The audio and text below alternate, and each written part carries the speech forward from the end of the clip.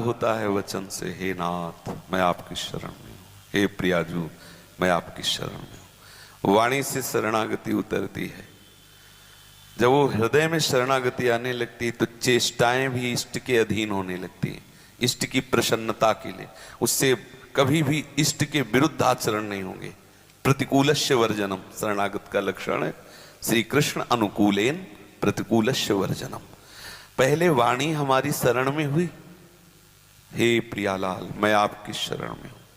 हृदय विषय में युक्त है, लेकिन वाणी से, वचन से शरणागति। फिर उसकी शरणागति उतरी धीरे से, सत्संग के प्रभाव से, शास्त्रों के स्वाध्याय से। अब उसकी चेष्टाएं जो प्रभु के अनुकूल प्रारंभ हुई, तो अब शरीर से शरणागति होने लगी।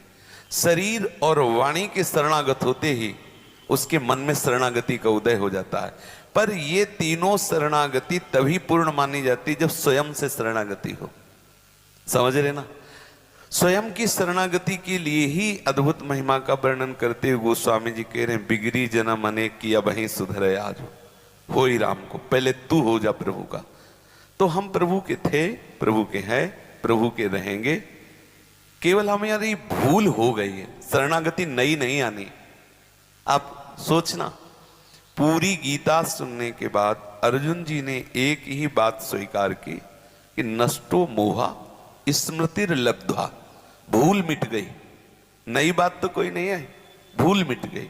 हमारी भूल है इस शरीर में, संसार के भोगों में सुख है, ये भूल हमारी हो गई।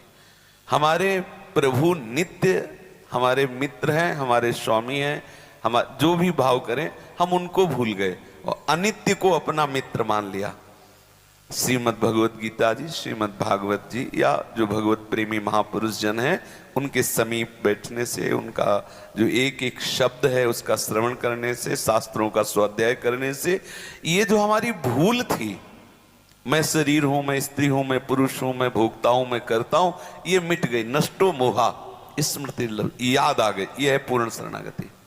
ये हुई नहीं, ये थी, जो थी जिसे हम भूले थे वो याद है। ओहो मैं तो प्रभु का ही था, प्रभु का ही हूं, प्रभु का ही रहूंगा। भूल से माना हुआ जो संसार शरीर का राग है उसे त्याग दिया। तो उसे